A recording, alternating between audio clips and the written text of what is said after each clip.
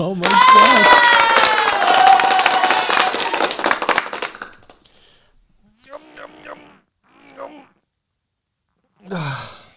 Right. Nobody's in.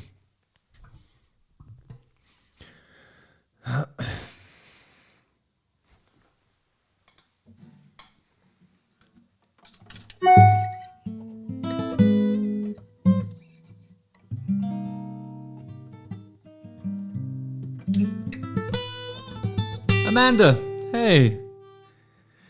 I'll sing to you then, Amanda. You're the only person in.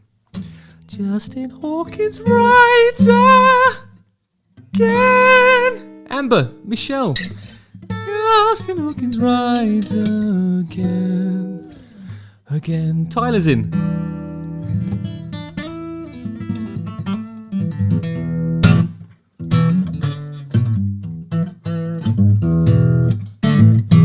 Right. How's it going, guys? Everyone okay? Excellent. Thanks, Andy. Nice one. Rob's in. That's good. Chris is in. Nick's in with a boom as well. Awesome. Nice to see you. Darren's in. Great. Right. Who's got some questions? Anybody? How's the riding going? Yeah, it's good, Lewis. Thank you. Not bad. Can't wait for this. Good day, Justin, says bass guy. Oh my God. The numbers. It's the sheer numbers. It's crazy. Yes, Oklahoma, you say. That sounds interesting. Thanks, Jeff. And Claire. Yep, I'm very well, thanks, Claire. Yes, Samba, I had a nice time sitting up in the mountains, sliding down a snowy hill on my arse. Not skiing, can't do that. Yeah, nice one, Matthew. Nice to address a 60-something. Beatles Queen, Cheap Trick, and a Darkness Freak. Nice one. Cheers, Matt. What? Rob, you had a Darkness tattoo done. I want to see it. Is there a way of posting it in the chat somehow? I don't know.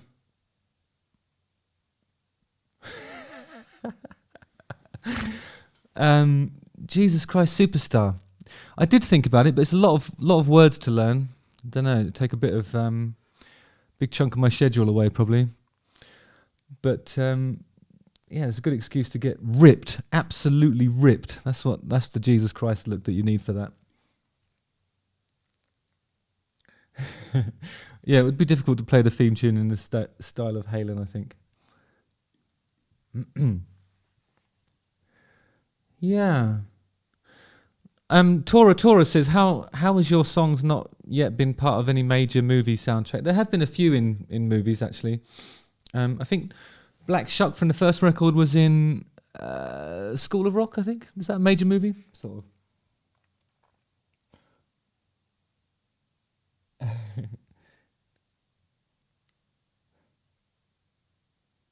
Yes, Amber keeps telling me about Jesus Christ Superstar. I tried to watch the movie again recently. I didn't get to finish it. Kept falling asleep. Ah, look at this. Are you into grunge? Yep, some of it. I think there's good and bad in grunge. Don't know much about Alice in Chains. What was their big song? I can't remember.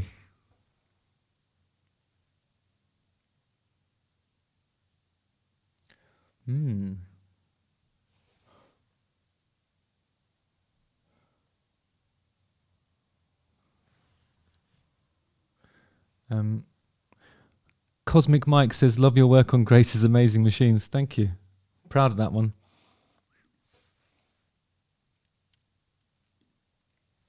Still go back and practice the guitar licks that inspired me as a kid. Definitely. I'll show you one quickly. It might not work on an acoustic, but this one. You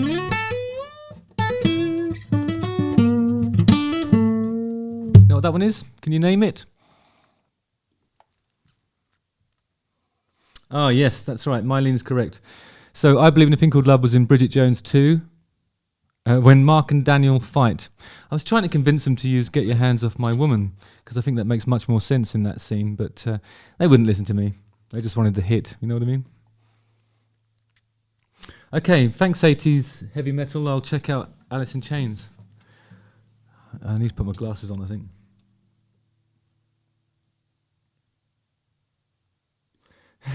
Nikki Fu says, grunge for me ruined the fun factor of 80s rock, and then the darkness gave it rebirth. I don't know if that's 100% accurate, but I love the narrative. It's gorgeous. Thanks. 285 just says Dire Straits. I don't know why.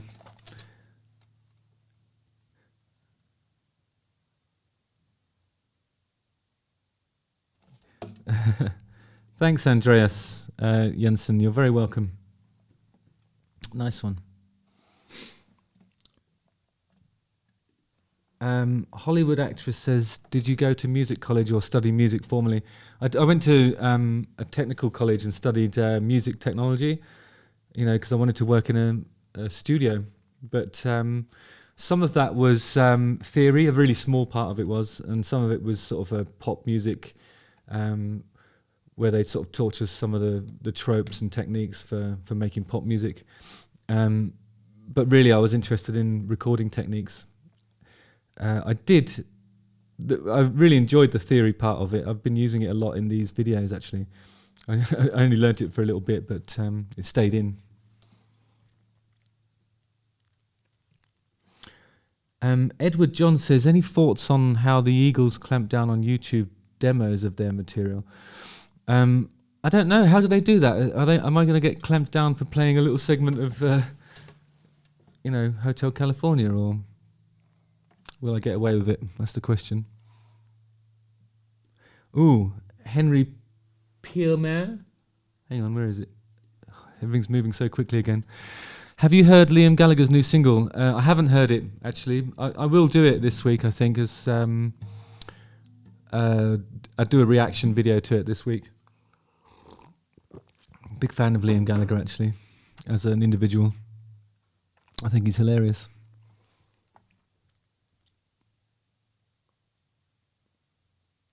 Rudest interaction. Rudest interaction with a fellow musician. I think musicians are generally quite nice. Some people are a bit full of themselves, but, you know, it's normal. They start believing their own hype.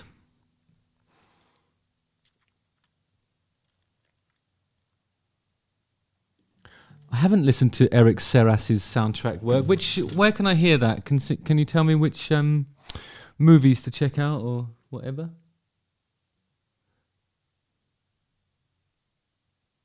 Ooh, festivals or gigs? Depends. If the festival is on a nice sunny day and you get a nice early slot and you can walk around and enjoy the other bands, festivals are hard to beat.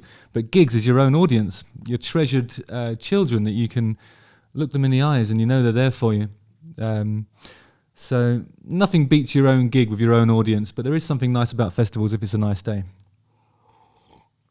We did one in Finland last year, actually, just when Corona was going back to normal gig-wise. And we played the gig and there was like a great big swimming area as part of a river, like a little bit of a river that came in, and that was the backstage area. So as soon as we came off stage, we all went for a nice swim in our pants. It was lovely. For those of you in the Americas, pants means underpants, underpantsy.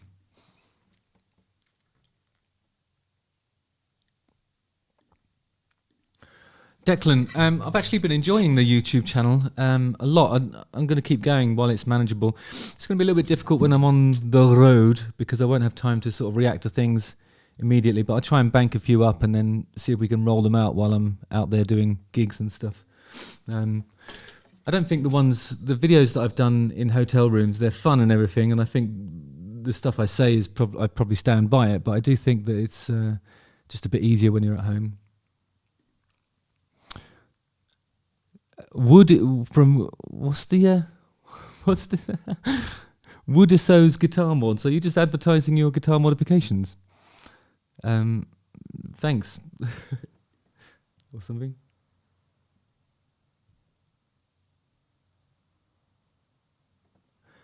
I think you need to ask the question.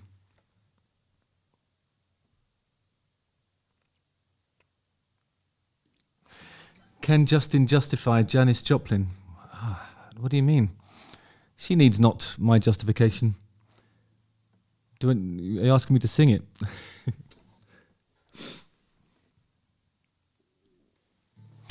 I've been thinking about this lately. I don't think there's any reason why not to carry on, really. It's just, I haven't had that thing where your back starts to hurt because you're carrying a heavy guitar. Here we go. This is an interesting one. Look at this. What are your thoughts on playing venues that exclude many fans from attending due to mandates? Are you talking about vaccine mandates? Because where I live, you can't do anything without proving that you're either vaccinated or you've had coronavirus. I think it's pretty normal, and most of the time those venues are only trying to protect their staff, really. So for us, we just play. You schedule a tour, and then the mandates come into force. You can't really change it at that moment because you have an agreement with the organisation that's putting you on. So yeah, I don't know. It's a shame if people can't come, but we're just doing our job. It's not our department really. The venues will do their own thing. JH Lewis, we did tour the UK at the end of last year. We tend to do it every couple of years when there's an album out, usually around Christmas time, because obviously Christmas song. Red Light Fever is a great album. Any chance we can get it on Spotify? No, I'm not going to do that. Don't really know how to go about getting a thing on Spotify, but I'm not really interested in regurgitating the old stuff. I want to make some new music, really.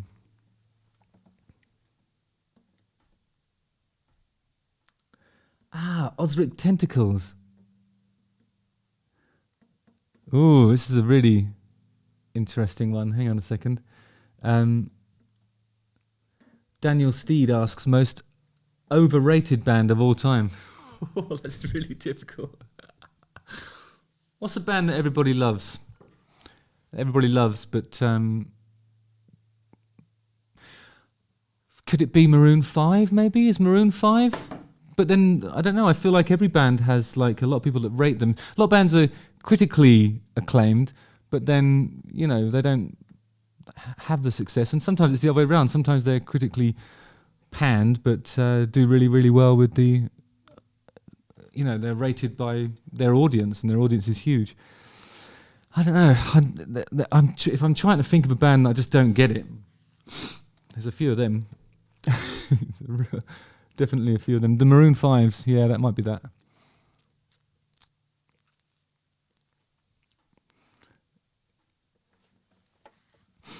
Train. I don't know much about Train. What was their big song? Who did that song about Drops of Jupiter? Was that Train or was that somebody else? Masked Singer, yeah. I thought it was a good laugh, actually. It was kind of like pretty lonely because you're not allowed any... you can't have any sort of entourage backstage. You're not allowed to have anybody with you. You have to go and do it on your own, in disguise. Nobody knows who you are. Nobody's allowed to... The only person I encountered was one of the other contestants, but we were both in full costume and we fist bumped one another. I think he was dressed up as a hedgehog, I can't remember. But it was pretty lonely. But it did have some artistic considerations that the artistic merits were self-evident, as it were.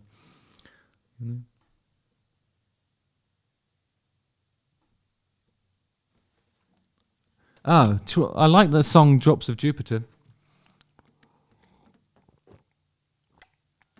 Not a big fan of the Soul Sister one, though.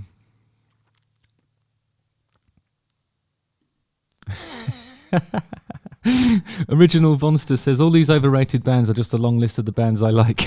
That's okay. It's okay. It's opinions. Don't worry about it. Enjoy the music.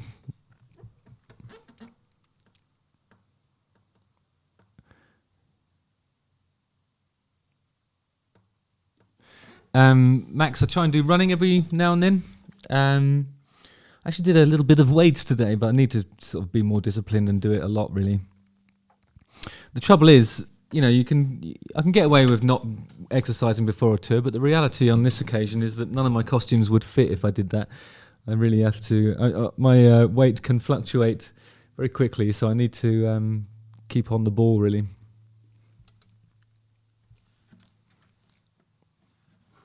Do I like Keane? I like some of Keane. I like the people, actually. They're nice guys. But I haven't heard all of it, you know.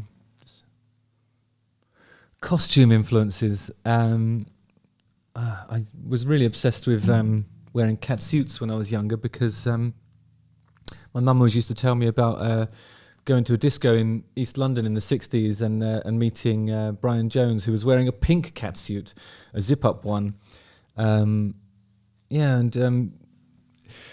She always used to tell me this brilliant story about this encounter and how dazzling this catsuit was, and I just always equated catsuits with rock and roll. I still think that, actually. I still think if you can wear a one-piece, you probably should.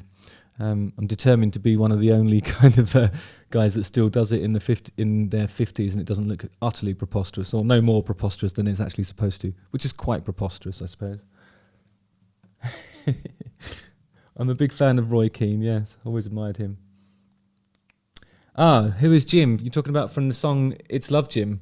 Jim is like a generic person of authority. Actually loosely based on Star Trek, when it would be Jim Kirk, presumably. It's Love, Jim, but not as we know it, Captain. Benjamin Davies says, do you like sex? Again, there's good and bad in everything, I think. Yeah, the Brian Jones was murdered. That is a brilliant conspiracy theory. I love that one. What's the idea about that one again? That's Brian Jones drowned in a swimming pool because he'd got a bit big for his boots in front of some builders that were doing work on his house, and one of them held his head under the water until he drowned. I'm not sure if I believe that really, but that's the conspiracy theory that you're talking about there, J.D. Jones, I think.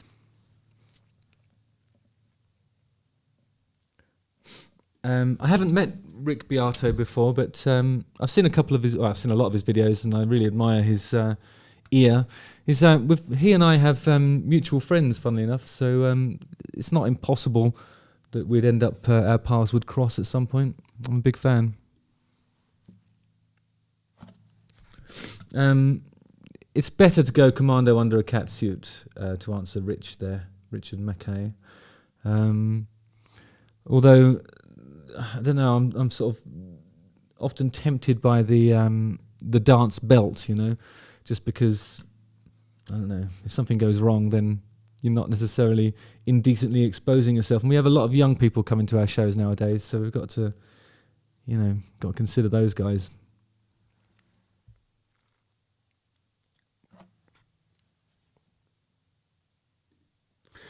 How can we get you to react to specific lesser-known musicians? I think sometimes I do if it's in part of the Be Nice category. Some of those things have never been heard of before.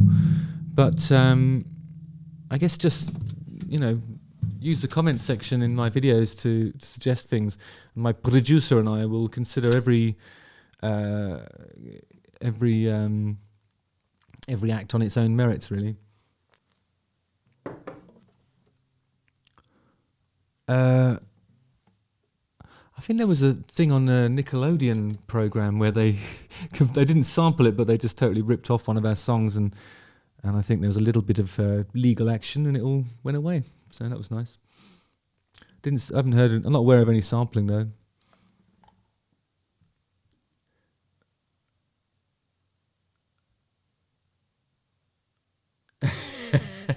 Michael McDermott says, between me and Dan, who can do the most keepy-ups, and how fast is the speed of the nighttime? I'm not sure. Everyone knows how fast the speed of light is, although it does tend to change depending on the most recent calculations. Nighttime, I suppose, I don't know. The sky's the limit. There's no light to... I mean, there's laws, isn't there? Laws of physics regarding the speed of light. You can't go any faster than it. But nighttime, no laws, baby. Just go as fast as you like. Keepy-uppies, I don't know. It depends. If I've been practicing, I can do pretty well on those things. Dan's a great football player, but he doesn't focus so much on the close skills like that. He's more of a guy that reads the game and knows where to be in the right place in the right time. Has very, very determined and powerful, good in the air as well. We've got different skill sets as guitarists and footballers. Had any Spinal Tap moments on tour? Yeah, too many to mention, really. Wait for the book. There will be a book at some point. Bridget says, thanks for the sterling example of work ethics and creative income generation during an incredibly sucky era for professional musicians. It's admirable. Yeah, it's been difficult. Last couple of years haven't been able to tour properly. It's all going back to normal now, of course. But for a minute there, I didn't know if I'd be able to keep my house. And I was really grateful. I am really grateful for the support that the patrons have shown me. DX7, DX7. Technically, it's not a tattoo. It's the only bit that hasn't got ink in it. But I've got a few different synthesizers. I'm really big into synth rock. It's probably my favourite genre, believe it or not. I like folk and jazz and all sorts of other things too. But synth rock, that's what really floats my boat. You guys like synth rock? You into it? Helicopters. I need to do a helicopters episode, Dratman. We've got a lot of mutual friends, and I hear so many good things about them. I'll react to their stuff soon. So it's on my list of to-dos, otherwise known as a to-do list. Yeah, I love the Pogues. I was listening to them 3 nights ago, funnily enough.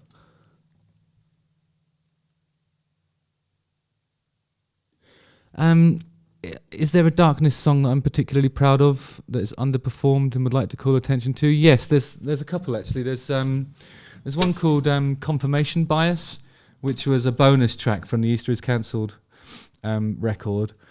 That's an unusual composition. I like I Love You 5 Times, which is the B-side of the Christmas song. I like things that are sort of curiosities like that. I mean, I think everybody knows that we do good time rock and roll music, but the stuff that is sort of outside of that I'm always proud of, because it's beyond the comfort zone. And I'm not sure if people are really aware of our, tendency to explore those things.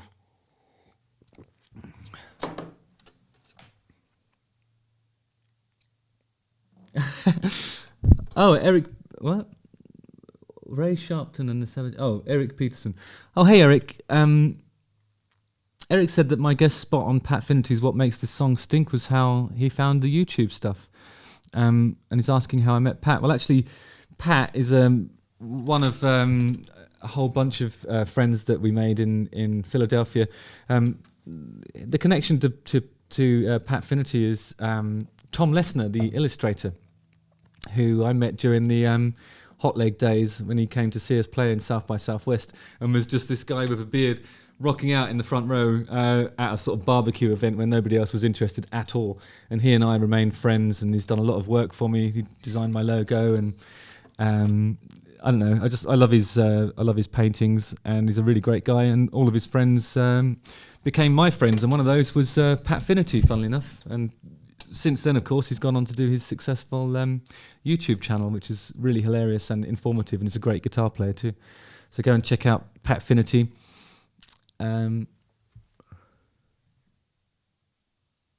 My thoughts on George Lynch. He's basically a different species to most other guitarists. He's just incredible.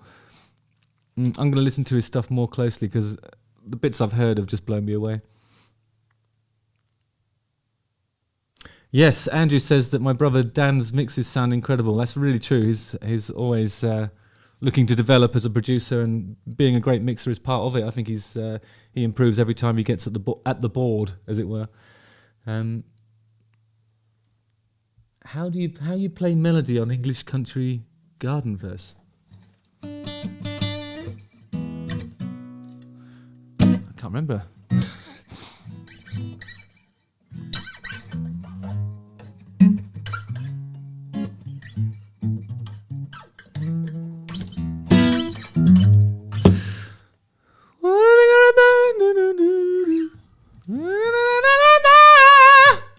Something like that.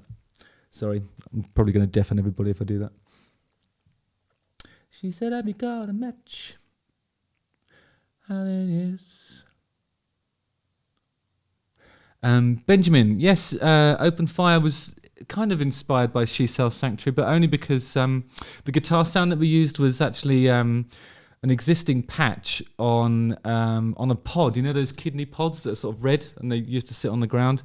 They did rack mount versions as well, but when we were sort of writing on location in Ireland. That's the thing we had for guitar sounds, and we just dialed up the one that's, I think it's even called She Sells Sanctuary. It's actually it is actually the same guitar sound.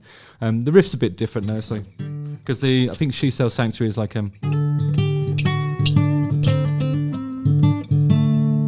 but our one is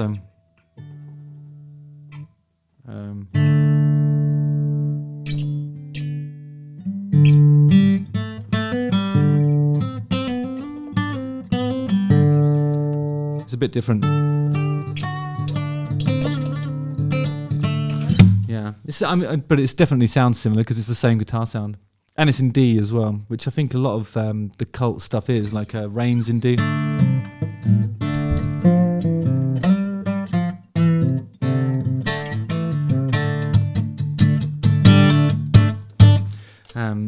So yeah, it's always worth listening to the cult though. Don't worry, Benjamin, I understood. Actually, Bedlam Crown asks if I ever listen to Primus, and actually sometimes yes, I do. I love Primus. Have Primus got any new stuff out? What's happened to it? What's his name again? What was the bass player's name? Somebody remind me, please. Claire.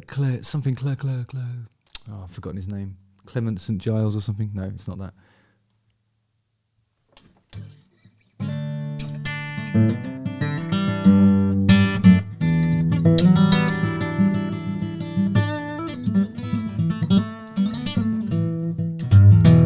Hey Guia, yep, see you later. I'll be on the Patcast later as usual.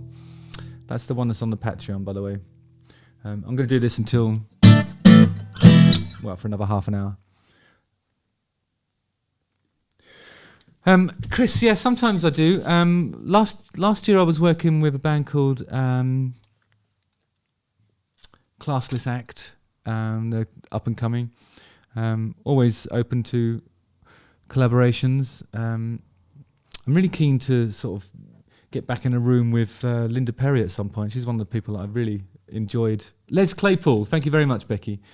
I knew it's something. I'd love to rekindle my friendship with Linda Perry, because I think she's one of the greats, really. Great person and real pure kind of attitude towards music. And I know she does a lot of pop stuff, but she's a rock and roller, and she writes from the heart. I really love her. I think she's brilliant. Les Claypool, what a brilliant name. I think that's his stage name.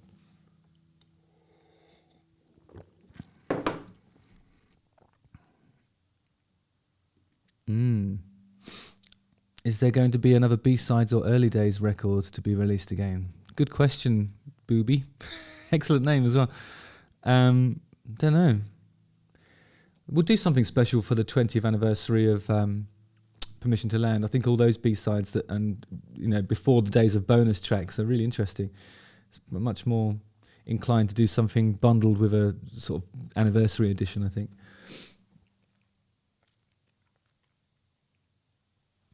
I wish I could turn my camera around. I could show you my collection of synthesizers. Hang on a sec.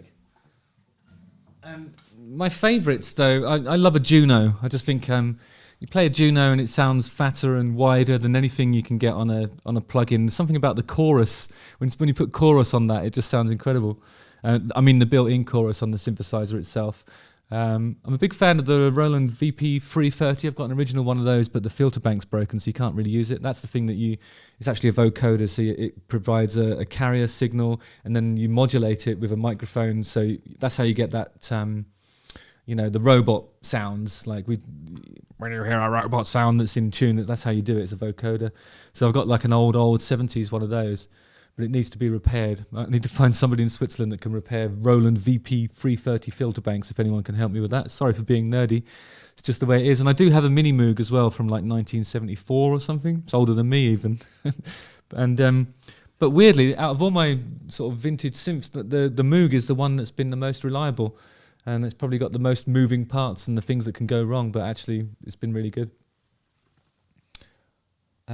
Charlie says, looking forward to seeing you in Belfast. The Limelight is a great venue. It really is. That's true. I love that place. Any records you're looking forward to this year? I don't know. I never really sort of have forthcoming releases that I'm excited about. But people always alert me to stuff that comes out on account of whether it's good or bad, or you got to hear this for whatever reason. So I'm just excited to see what comes. No expectations. That's how you do it.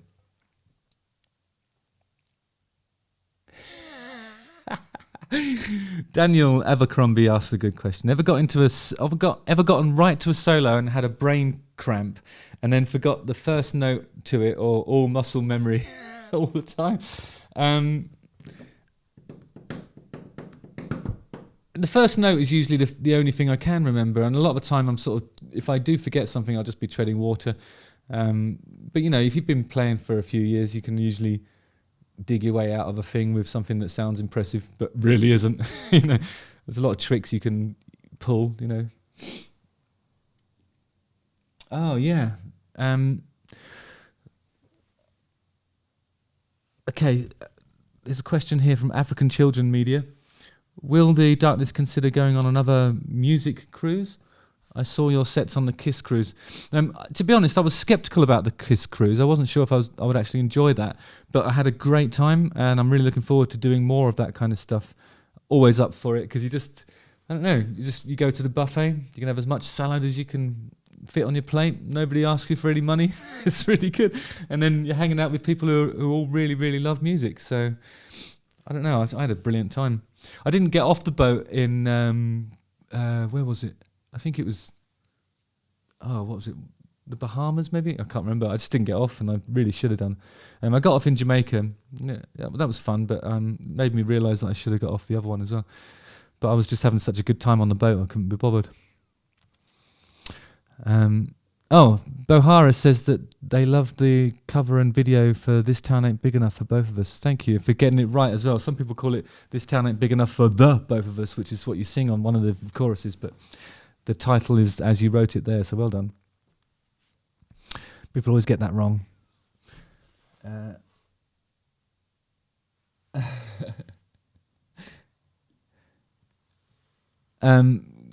Good evening from sunny Blackpool, says Mooey Lawson. I have a Carl Pilkington tattoo, which I adore, despite have loads. Do you have a favourite, and why? Much love. Yeah, my favourite tattoo is this one. The don't know if you can see that very well. Hopefully it'll refocus. Come on, refocus, damn you. There it is. So this is the Faces of Queen from the Hot Space record. I like this one because Hot Space is the one that even the members of Queen aren't very proud of, but I just think the artwork's really iconic. So, I mean, it's Freddie with a moustache. I mean, what's not to love, you know? And he's on the middle finger. That's the way to do it, I think. Brockwell Lane asks if I still have the white custom. I have 2 white customs. They're both on the road all the time. They stay with the touring equipment. So you'll see those if you come and see us in America. I don't know whether you are in America, but yeah, we're going to be using them. I have a black one, black custom that is. I have a couple of standards, and my Charvels with the road gear as well at the moment, which is a shame. I missed that one. That's a really great guitar to have around the house, the Charvel. Will I get more tattoos, Claire? I don't think so. I'd like to, actually. There's a tattoo artist I really adore in Leicester, actually Syston, near Leicester, and his name's Odd Boy. If you get a chance to look at his work, you really should, because he's utterly amazing. He's a really good oil painter as well.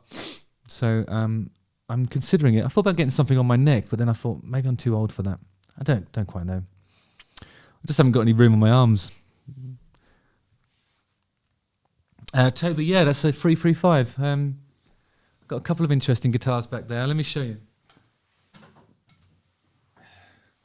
The 1969 Dan Armstrong Ampeg guitar, as played by Keith Richards and later Joe Perry from the Aerosmiths and the Rolling Stones.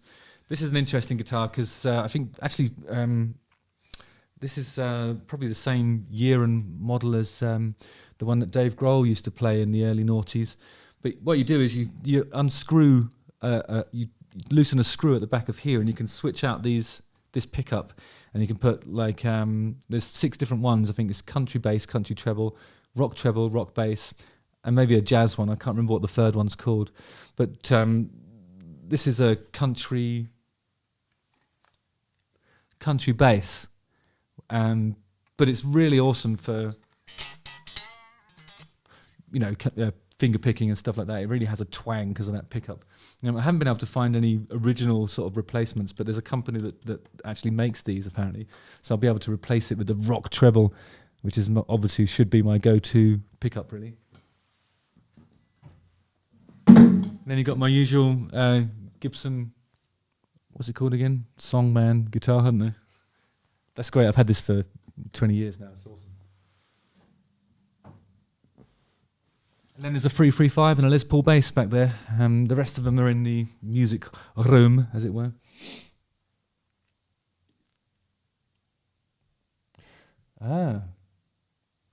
Yeah, if you ever get a chance to pick up one of those Dan Armstrong Ampegs, I've tried a few of them, and sometimes I find the action's really, really high, and it's really, really difficult to play.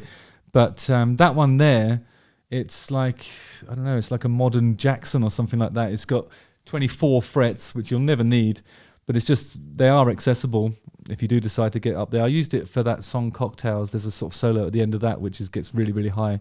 I played it all on that. It's just awesome for lead stuff, really, because it's just got an amazing action. And I don't know whether it's made out of lucite, which is basically perspex, I suppose.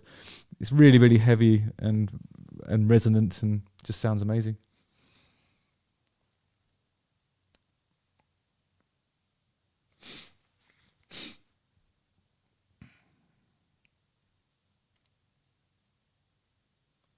Yeah, there was the guitar that got... Hang on a second.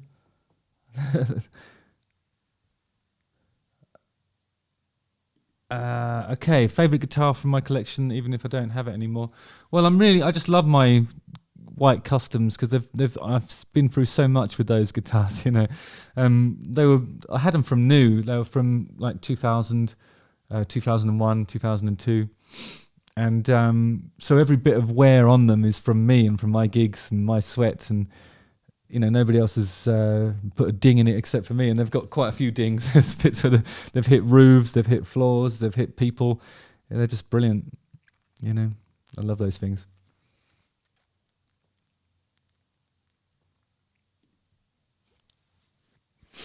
Yeah, Sly Agent Swy says, I personally prefer playing my electrics as the actions are thinner than acoustics. And yeah, I generally agree with that, but there's something, I don't know, there's something nice about that particular acoustic. I remember I was working on a session and I was trying to play acoustic, and Tim Pierce showed me how it's really done. He hits it hard, and takes no prisoners on an acoustic, and he taught me to sort of be a bit more like that. The stuff when I was too tentatively picking things because I'm used to trying to control an electric guitar, and the movements that you make on an electric guitar are really unforgiving. So I was transplanting that to the acoustic playing. It wasn't working, and he showed me the way. So that's just one of 100 things that he taught me. Oh, I used to love listening to Django Reinhardt. That guy's amazing, and he lost his hands or lost a few of his fingers in a fire, didn't he? Like, it's incredible what he does. Charlie Nicholson says, I've seen Black Sabbath / Phil Campbell, but you guys at Rock City was my favourite. Yeah, 100%. See us again. He needs more T-shirts, or they need more T-shirts. Thanks, Charlie. You're always welcome at Darkness Show. Cheers.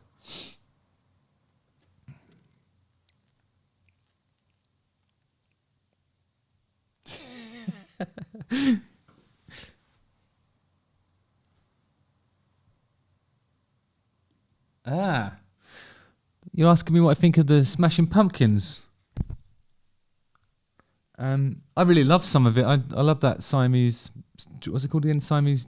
The one with Cherub Rock and everything on it. I know it's one of their oldest things, but there's something really awesome about that record.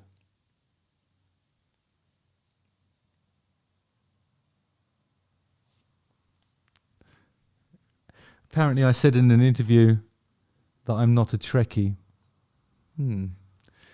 I became a Trekkie, actually. I really enjoyed Star Trek Discovery. I like all that mycelium network stuff. I like the idea of there being fungus in space. Is there fungus in space? Someone needs to educate me on that. How do I feel about Scottish people? I absolutely love Scottish people. I'm in a band with one. Many of my friends are Scottish people. And I've always got on really well with Scottish people. I don't know why. Just love them. Best accent, I think. Best accent.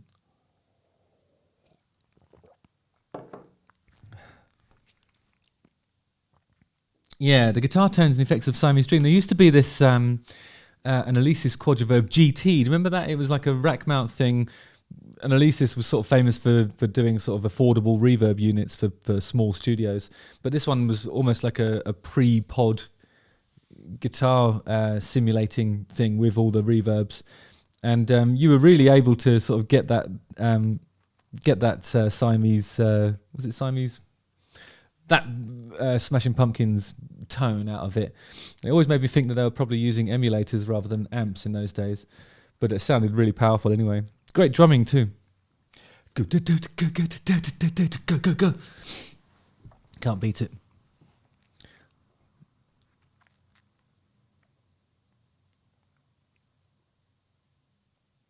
Lube on the strings. I don't know. I let my strings get really old and nasty when I'm at home. I don't necessarily think that bright and, jangly strings is an advantage in certain types of recordings. You just want something that sounds like it's got attitude and character. I did try lubing the strings once, but I don't really go, it didn't make me go any faster. You still have to use your muscles to get there. And if you've got a guitar that you understand and you're familiar with, you don't need that sort of stuff. Yngwie Malmsteen, I've never really listened to any of his stuff, but I'm aware of the way he's quite divisive and really full of himself. I kind of like those things. I like those qualities in a person. It makes me laugh.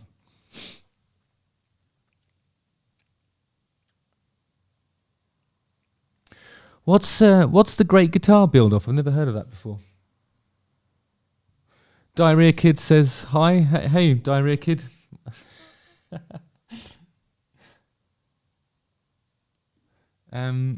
Martin's asking about the song Heart Explodes. I don't know what to tell you really, but if you listen to the verse, it's quite interesting because it's like and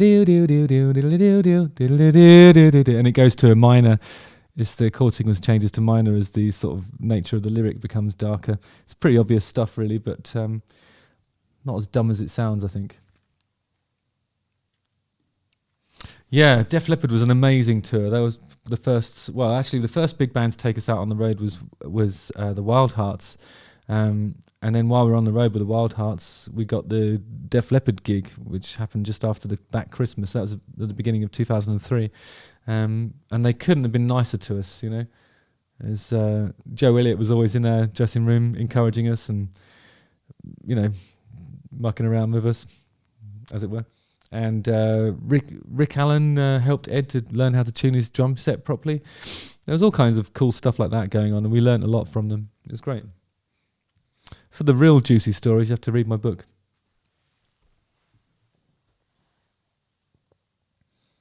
Martin's leaving the same message again and again.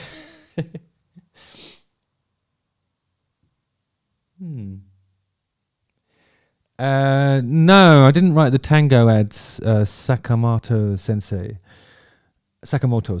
So, excuse me. I did. My friend Chaz Bayfield wrote those, and I just did the music and the acting. It's acting, darling.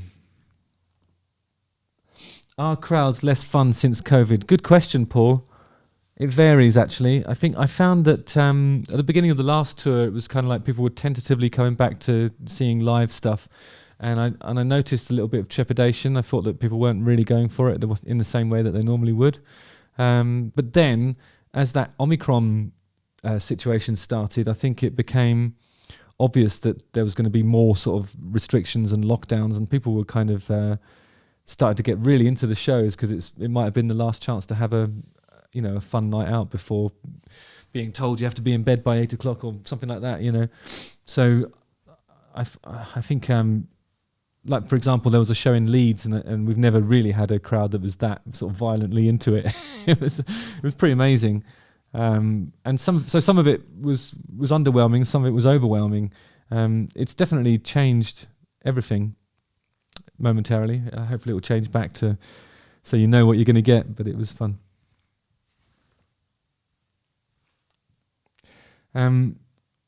About Mimo, how to contact me for a music collaboration. I'll consider every application on its merits. Don't know how to. You could DM me on Twitter, maybe.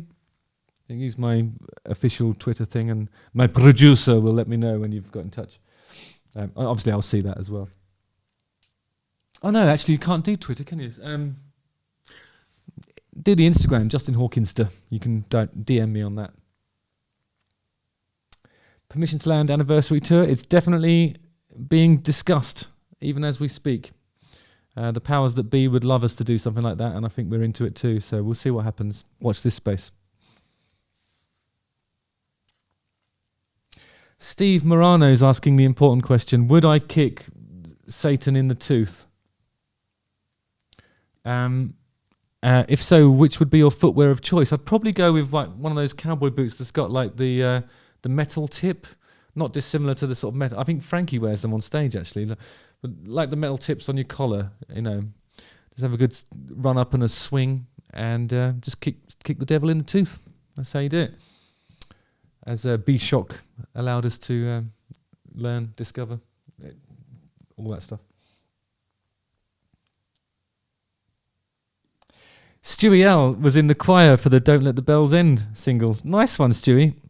Yeah, that was the was it the Haberdashers' school? Because it was actually wasn't because of my mum going to that school. It was just turned out to be a weird coincidence that the choir that we used on the school choir that we used on the Christmas song also happened to be the school that my mum went to in East London. So just a lovely coincidence. But thanks, Stewie. Keep coming back, mate. Oh, yeah, Foxy Shazam. I love Foxy Shazam. Actually, after Meatloaf passed away, I heard from Eric. At some point, we'll have to do something together, but I think they're looking elsewhere for a producer on the next record, and I'm quite excited. I hope he told me who they're trying to get, and if they get that person, I'll be over the moon for them, and he'll do a much better job than I could. But I'm excited for Foxy Shazam. I think some big stuff's coming for them.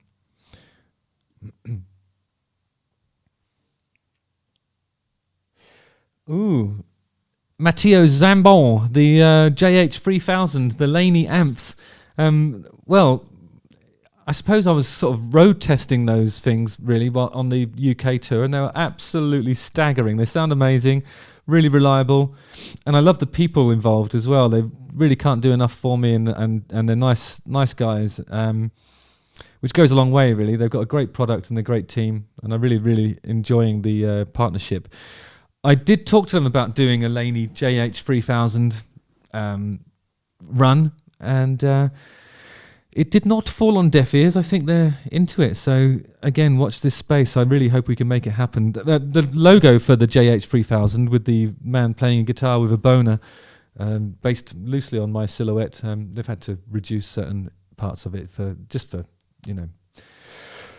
stop people from getting upset. But yeah, that was Tom Lesnar designed that logo. So again, another connection to Pat Finnerty and the Philadelphia crew. Big up the Philadelphia crew, is what they say, isn't it? Benjamin says on Superchat, my first concert was November the 24th. Best day ever. Thanks. Should be a national holiday, Benjamin. Thank you. Jewel, the book. I'm half kidding. Don't worry. It's all right. I'm not promoting a book yet. But it's maybe time to sort of begin to assemble a memoir of sorts. We'll see. We'll look to see. Again, watch this space. Aha! Mam Tashama, it's your birthday. Tomorrow. Congratulations and happy birthday. Oh, I'd love to play in Slovakia or the Czech Republic. That would be amazing. But at the moment, we've got USA, we've got Ireland shows, then USA shows, and then some festival stuff in the summer.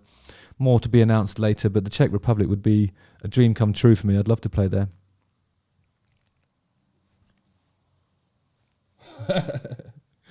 Would you write a stoner rock song? Yeah, fuck it, why not?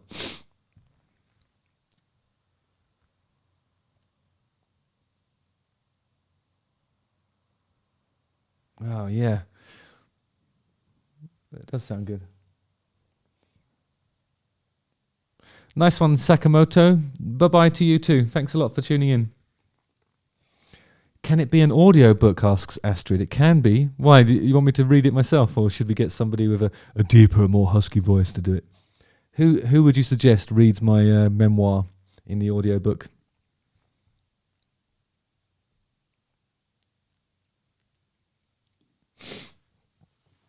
Yeah, that was. I remember asking Liam if he liked The Darkness. That was bullshit. Something that a festival put together. But actually, the first time I met Liam Gallagher, I was walking up Haverstock Hill, and he pulled over in his Range Rover, got out, and walked up to me and said, "Top band, man, top band, top band," saying that The Darkness was top band. Then his brother said something like, "The Darkness are weird cunts," and then he said, "See what they're like without a giant vegetable behind them." And I was like, what are you talking about? And I thought actually he might have mistaken us, or Noel might have mistaken us for the Flaming Lips, who probably did have giant vegetables wobbling about behind them. But Liam was actually really like The Darkness. But then when I retaliated to Noel, which is, you know, you've got to remember the the late 90s and the early noughties was like a hangover from yob culture, and people were always slagging each other off, and it was a good laugh, and it was actually part of the game. Good way to get some column inches, much needed column inches, and attention for what you're trying to do. So, but the problem is, if you slag off somebody's brother, that's it. That's how it works. If you slag off my brother, that's it. And if you slag off me, for him, that's it. That really is the way it works. But Liam loved The Darkness. That's the truth.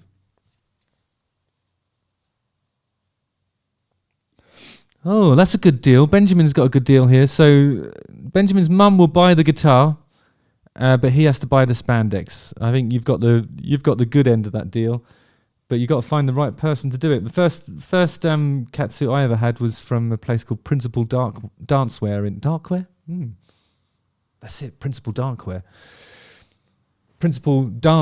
in Balham, East London. Yeah, so just got to find like a ballet store, and then, you know, might cost you 15, 20 quid. You've got your first catsuit. Just sew some bits onto it. You're away. And then your mum can buy you a guitar. Rest is history. Ooh, yes, I do love Depeche Mode, actually. Some of that stuff is really interesting musically. I've seen him play a couple of times as well recently. I think he's a great frontman too. So I'd be interested in doing something on them. That's a longer question. Nathan's asking what I think about record labels and what they can do for your music in today's industry. I've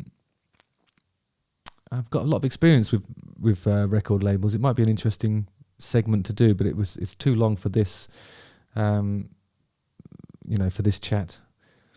But we'll come back to that, I think. Thanks, Nathan.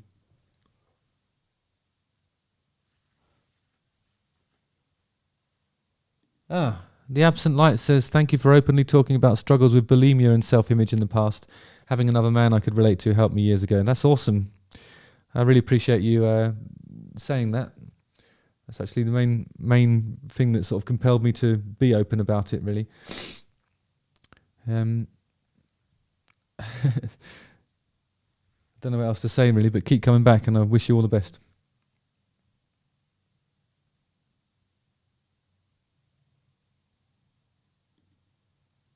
Philip Beisch says, BAFTA-winning performance director in games.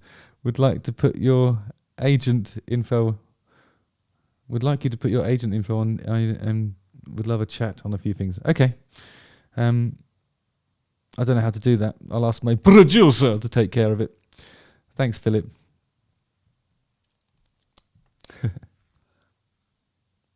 What's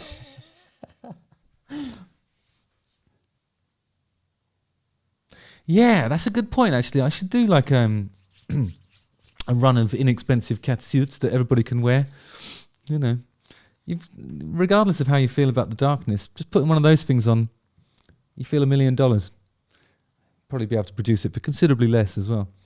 But it would be very thin spandex. I recommend wearing an undergarment.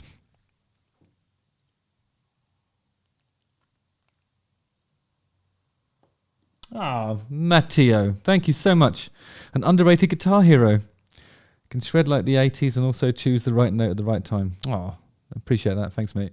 Nice one.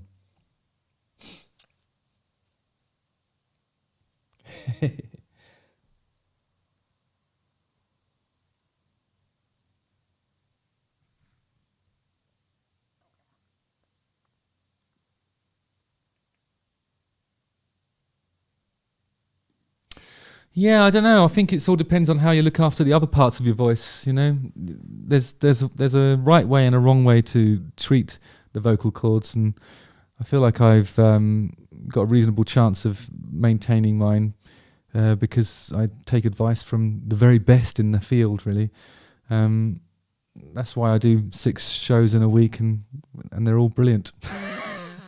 Come and see the darkness. Links in the description. Blah blah blah. The usual stuff. You know.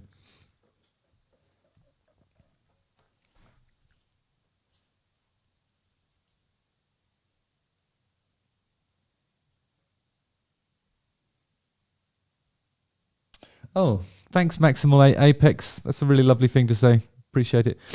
Oh, yeah. Cork City is always a good gig, actually. I like playing in Ireland. It's a good laugh. No, I didn't have at the beginning. I didn't have a singing instructor, but I do now. I have somebody that I consult with when I'm because I had a procedure on my voice and I had to have a lump taken off the vocal cords, and as part of the aftercare, I went and sang regularly with a lady called Barbara Bohe, who's a brilliant opera instructor, and she showed me how to maintain and look after my vocal cords, and she actually got me singing better and with less effort than I ever have before. So, you know, that's why I always thank her on the album credits, because she changed my life really and made it fun to sing again. Sometimes when you're struggling, it can get to the point where you're not really enjoying it anymore. It's like, oh, I'd rather just be a guitarist, I think, you know, because it just hurts, you know. But actually, if you get it right and you speak to somebody like that who really knows, then it can change everything. If a vocalist quits, do the remaining members have a right to use the name? I'm being sued. It really depends, actually, on who owns the copyright, or not the copyright, the trademark for the thing. Depends which country you're in as well. It gets more complicated in the States because there's a lot of different trademark rules. That's very much a music law question. Might not be fully qualified to answer it, but I do have some experience in that area. Only because of the things that I've seen in what they call partnership agreements. So if you and the rest of the guys signed a partnership agreement, there'd be something in there which says what happens to the name in the event of breaking up. Usually it's sort of like the majority get to keep the name and the person that's leaving doesn't get anything. That's usually how it works, which I think is fair enough as well. It's kind of fairly standard. But if in the absence of a contract, I think you could have, like say it's a 4-piece band that splits up, you can have 4 different versions of the same band with the same name. Look at what happened to Boney M back in the days. You know, there was a million different Boney M's all out on tour at the same time. Anybody who'd ever danced for them was able to do a Boney M because they didn't trademark the name of the band, you know. Things have changed since then, and you know, these are the things that you're trying to avoid when you create a partnership agreement, and it's a little bit like a prenuptial agreement when you start a band, but the band's already started, and also it's to protect you from success as well as to protect you from failure. There's a lot of music law that's really interesting, I think, and perhaps we'll go into that in some of the videos in the future. Anyway, it's 8 o'clock European time, so I'm going to sing my theme tune and bid you all good night. Justin Hawkins writes again. Justin Hawkins writes again. Live. You don't know how much I appreciate you guys. Thanks a lot for tuning in. I'll see you on the ice. I'll do another one of these next week, maybe. Well, I don't know. I'll let you know during the week if I'm going to do another one. But yeah, appreciate you all. See you on the Patcast later, those of you who are on the Patreon. And everybody else, I'll see you when I see you. All right. Lots of love. Thanks a lot. Night-night.